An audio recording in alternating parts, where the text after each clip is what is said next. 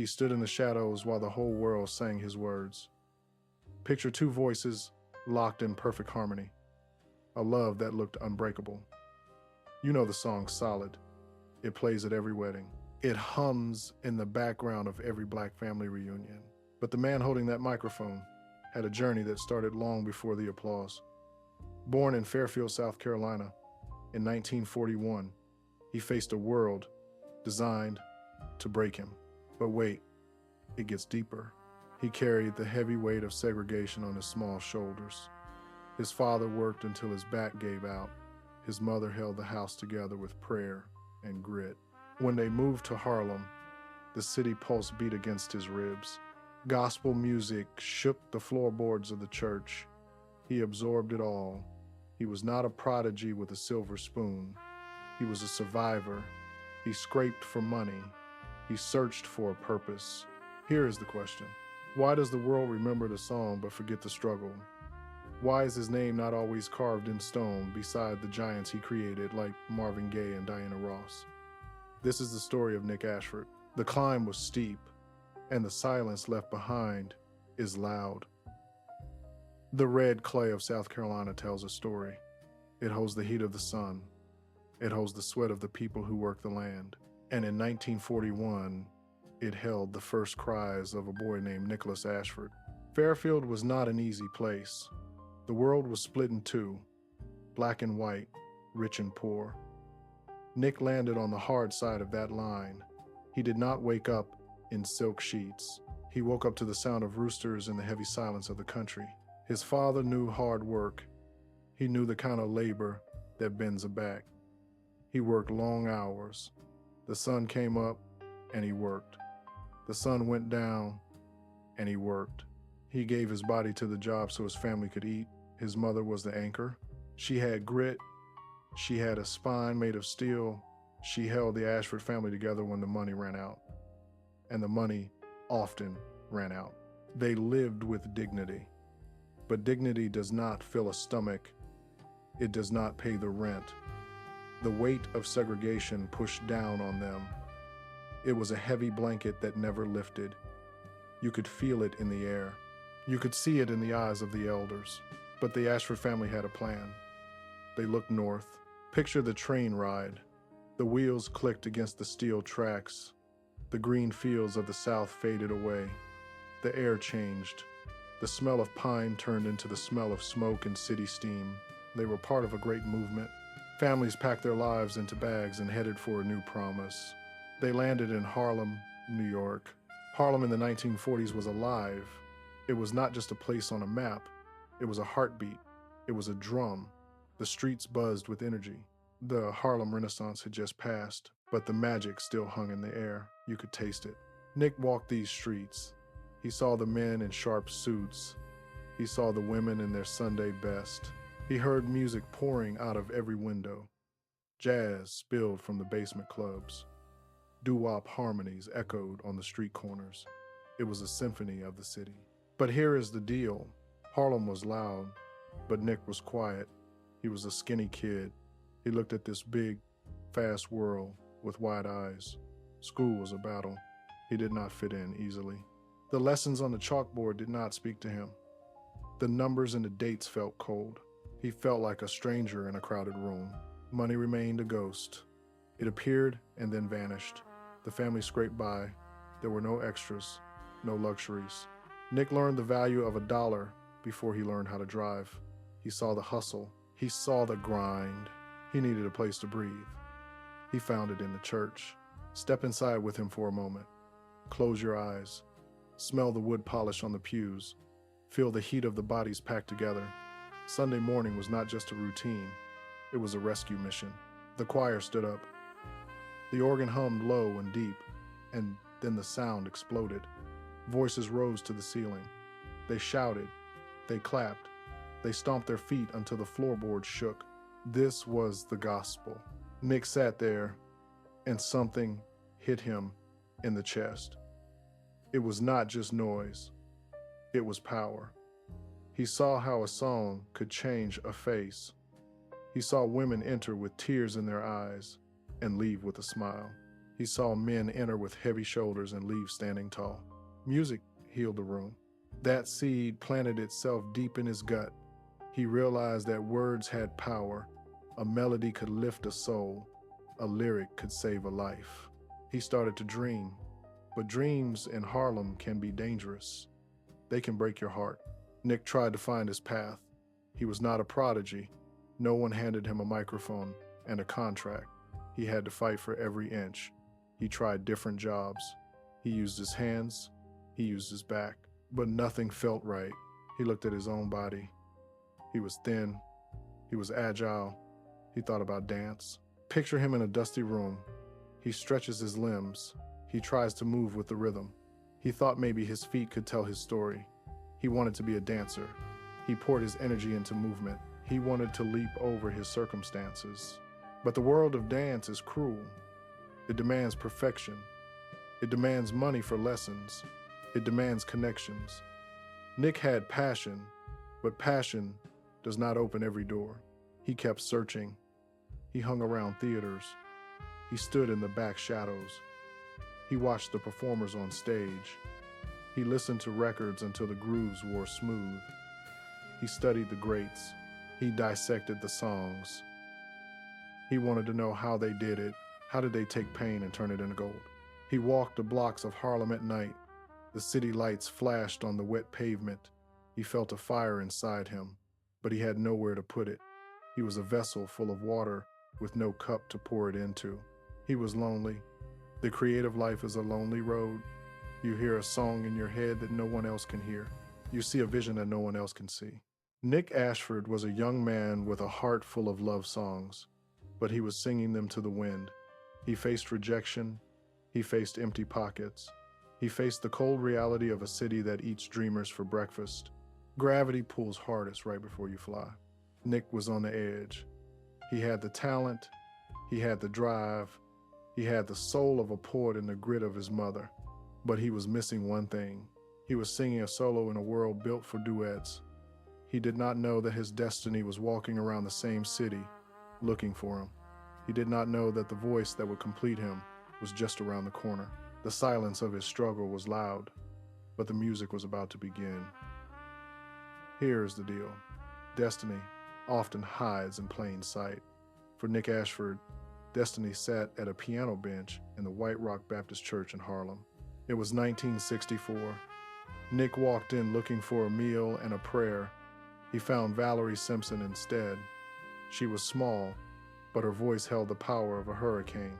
Her fingers danced over the ivory keys. Nick watched her. He listened. The connection snapped into place like a magnet finding steel. He was the poet. She was the musician. He had the lyrics floating in his head. She had the melodies to ground them. They were two halves of the same whole. They started working together immediately, but do not think the doors swung wide open. The music business is a fortress. They had to pick the lock. They sold their first batch of songs for pennies. They wrote Let's Go Get Stoned for Ray Charles. It hit #1 on the R&B charts in 1966. That song was a monster. It played on every jukebox from Chicago to New Orleans. But Nick and Valerie did not get rich. They got a foot in the door. That door led them to Detroit. Picture the Motor City in the late 60s. Smoke rose from the factories. Cars rolled off the assembly lines. And at Motown Records, hits rolled off the tape machines. Berry Gordy signed them. He saw the fire in their eyes. They entered the studio with a mission. They were not just writing songs. They were crafting legends. Marvin Gaye and Tammy Terrell stood at the microphone. Nick and Valerie stood behind the glass. They coached them. They pushed them. They wrote Ain't No Mountain High Enough. Listen to that song in your head right now. The bass line walks. The drums kick. The voices climb higher and higher. It is pure joy. It feels like flying. That song did not just climb the charts. It became part of the American DNA. They followed it with You're All I Need to Get By. They wrote Ain't Nothing Like the Real Thing. They handed Marvin and Tammy hit after hit. Nick and Valerie were the architects of a golden era. They built the sound that made the world dance. Then came the biggest test, Diana Ross left the Supremes. The world wondered if she could survive alone. Nick and Valerie stepped up. They took Ain't No Mountain High Enough and flipped it. They slowed it down. They made it 6 minutes long. They added spoken word. It was risky. It was dramatic. It was a masterpiece. It sent Diana Ross straight to #1. The money started to flow. The royalties poured in like rain. But Nick was not satisfied. He was tired of the background. He was tired of giving his best words to other men.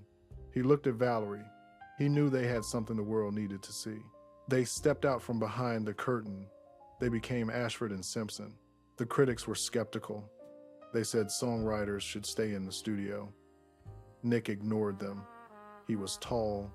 He was handsome. He grew his hair long. He wore silk shirts open to the chest. He looked like a star. And then 1984 arrived.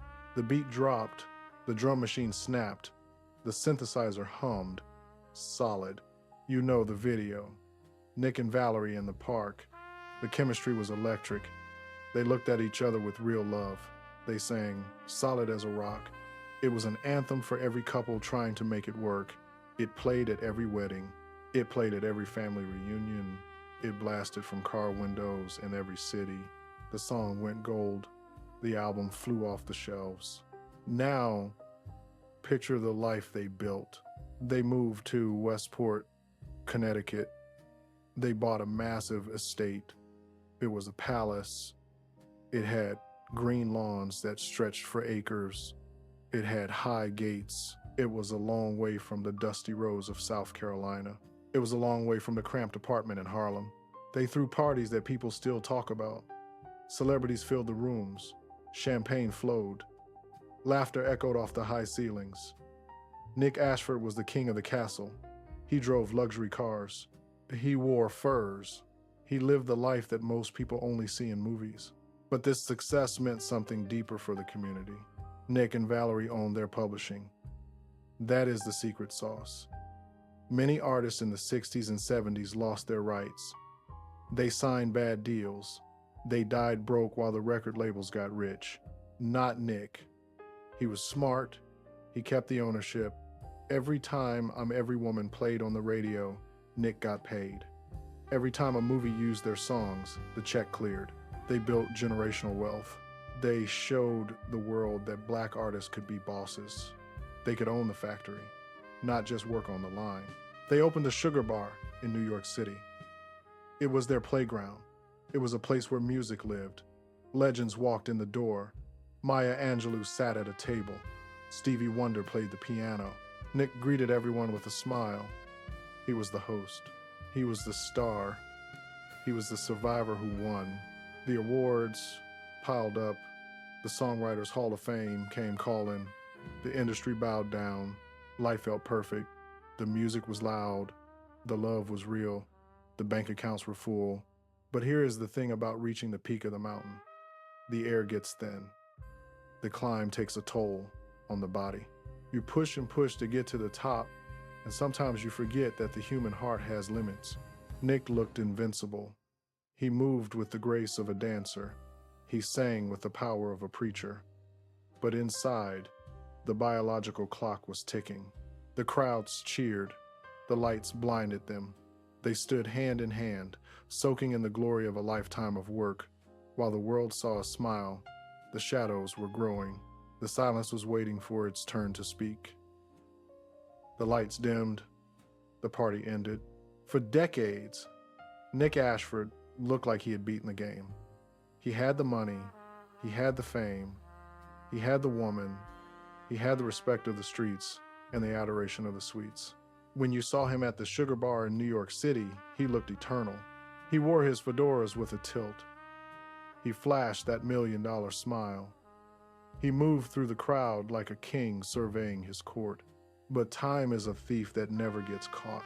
Here is the heartbreaking truth about the human body. It does not care how many records you sold. It does not care that you wrote the anthem for Marvin Gaye.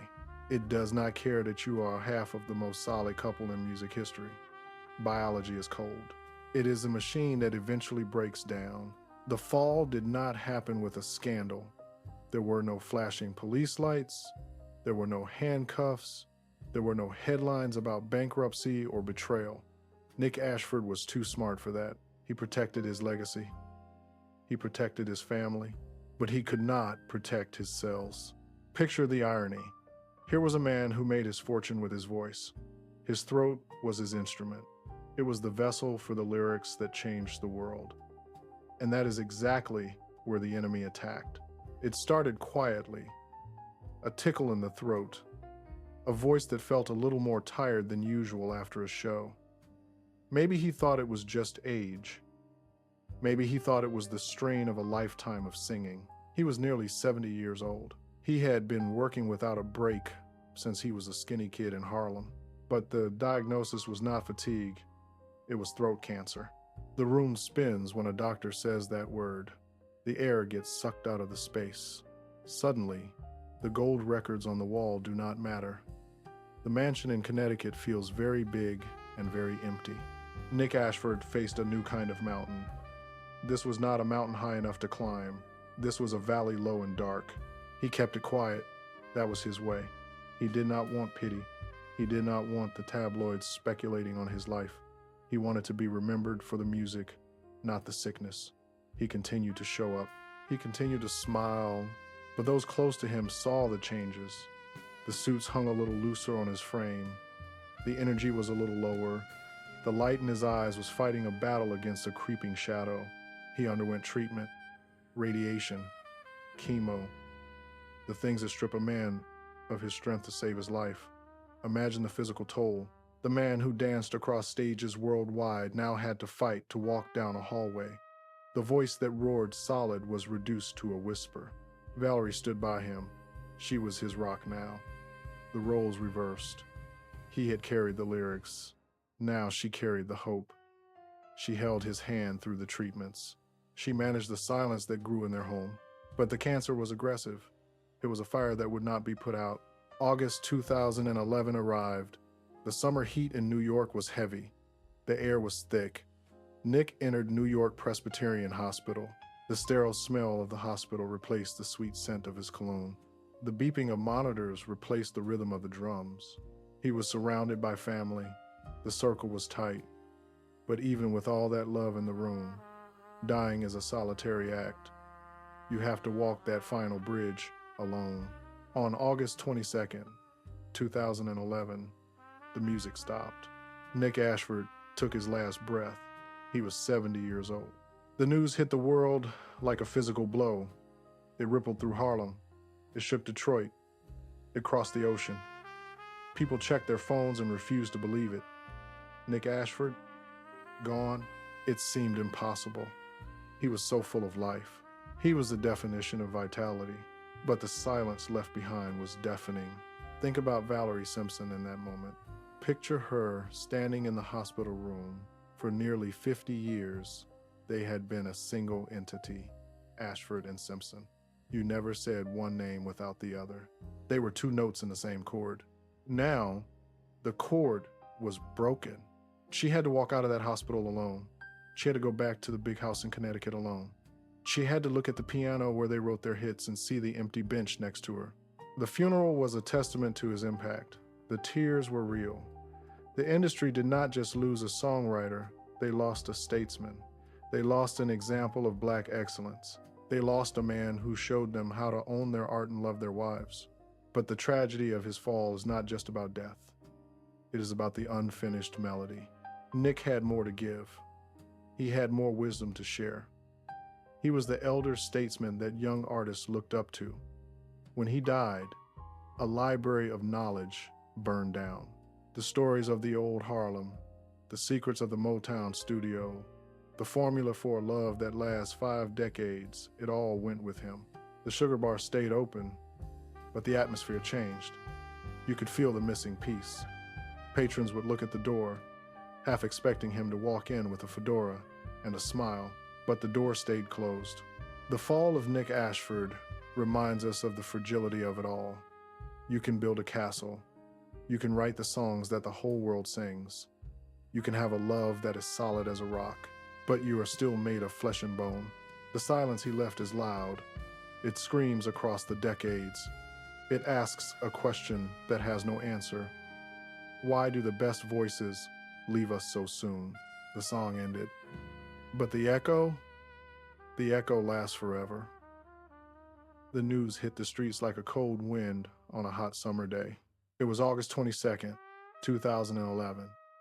Phones buzzed in pockets. News tickers scrolled across television screens. The headline was short, but it felt heavy. Nick Ashford was dead. People stopped on the sidewalks of Harlem. They stared at the screens in the windows of electronic stores. It did not seem real. Nick Ashford was the man with the smile. He was the man with the energy. He was the man who sang about a love that was solid as a rock. How could a rock crumble? But here's the twisted part about fame. The moment he took his last breath, the world suddenly remembered how much they loved him. Radio stations that had not played his music in years suddenly filled the airwaves. You could not walk past a barbershop or a grocery store without hearing Ain't No Mountain High Enough. The tributes poured in. Celebrities went on television. They wore black. They cried. They told stories about his kindness. They called him a genius. They called him a legend. But you have to ask the hard question. Where was this noise when he was alive? For years, the industry treated Nick Ashford like a relic. They respected him, sure, but they often left him in the past. They celebrated the singers who sang his songs, but they forgot the man who wrote the words. They gave the awards to the front man while the architect stood in the back. Death changes the conversation. Suddenly, everyone claimed they knew his greatness all along. It is a strange hypocrisy. We wait until a heart stops beating to give a man his flowers. We wait until the ears are deaf to sing his praises. But while the public posted messages online, a real tragedy unfolded behind closed doors. Picture Valerie Simpson. The cameras flashed at the funeral. The crowds lined the streets. But when the sun went down, Valerie had to go home. For nearly 50 years, she was never just Valerie. She was Ashford and Simpson. She was the melody to his lyric. She was the right hand to his left. Now, she was a solo act in a duet world. She looked at the piano bench. It was empty on one side. She looked at the microphone stand. It stood alone. The silence in that big house in Connecticut was louder than any applause. She had to learn how to breathe again. She had to learn how to walk into a room without him. The press asked her what she would do next. They asked if she would retire. They asked if the music was over. But remember what Nick built. He did not just leave her with memories. He left her with a fortress. Because Nick Ashford was smart, he owned his publishing. He owned the rights to the songs that the whole world sang. When the radio stations played the tributes, the royalties came in. When the movies used his tracks, the estate got paid. Nick proved that a black artist could build a kingdom that survived death. He did not leave his wife to struggle. He left her with power. The Sugar Bar in New York became a place of pilgrimage. Fans traveled from Europe and Japan just to stand in the room where he used to hold court. They wanted to touch the wood. They wanted to feel the vibration. Valerie eventually went back to the piano. She played the chords. She sang the songs. But the audience saw the difference. They saw the strength of a woman carrying a legacy on her own back. The years passed. The initial shock faded. The headlines moved on to the next tragedy. But the gap remained. The music industry changed. It became digital. It became fast. The art of the slow-cooked love song began to disappear. We realized what we lost. We lost the kind of songwriter who lived the life he sang about. We lost the example of a man who could be a star and a husband at the same time. Nick Ashford's death forced us to look in the mirror. It forced us to see that we often take our giants for granted. We assume they will be there forever. We assume the song will never end. But the record always stopped spinning eventually. The world kept turning. The sun came up over Harlem. The train still rattled into the city. But the soul of the music felt a little lighter. The bottom end of the harmony was gone. Nick Ashford showed us that you can come from nothing and build everything. He showed us that love is real. And in the end, He showed us that even when the singer leaves the stage, the melody hangs in the air forever. The news broke on August 22nd, 2011. It hit the streets like a physical blow. Nick Ashford was gone. Throat cancer took the voice that gave the world its best love songs. He was 70 years old. But here is the thing about a true legend. You can bury the man, but you cannot bury the music. The moment he passed, the radio stations woke up. They filled the airwaves with his genius. You heard Ain't No Mountain High Enough in the grocery store. You heard Solid blasting from car windows in Harlem. The world suddenly realized how much they owed this skinny kid from South Carolina. Picture Valerie Simpson in the days after the funeral. She faced a silence that was louder than any crowd. The piano bench had an empty space. The other half of the duet was gone, but Nick did not leave her stranded. He left her with power. Remember the business moves he made. He fought to keep his publishing rights. He owned the songs. That means every time a movie uses their track, the check clears. Every time a wedding DJ plays their hit, the estate gets paid. Nick Ashford built a fortress of generational wealth. He showed the world that a black artist could be the boss of his own creation. He did not just leave a memory. He left a blueprint. The Sugar Bar in New York City keeps the lights on. The music still spills out onto the street. Fans still come to touch the history. The physical body of Nick Ashford is at rest, but his spirit is working overtime. Think about your own life for a second. How many times did his words lift you up? Maybe you fell in love to his lyrics. Maybe you danced at a family reunion while his beat played. He wrote the soundtrack for our joy. He took the pain of the Jim Crow South and turned it into a symphony of love. He proved that you can start with nothing and end up with everything. He was a husband. He was a father. He was a giant. He stood tall so others could climb on his shoulders. The charts might change, the trends might fade, but the foundation he built is solid, solid as a rock. Some stories end without closure, but dignity doesn't need applause. Which Ashford and Simpson song holds a special place in your memory? Do you remember where you were when you first heard Solid? Let me know in the comments below. I read every single one. Like and subscribe for more stories about the legends who paved the way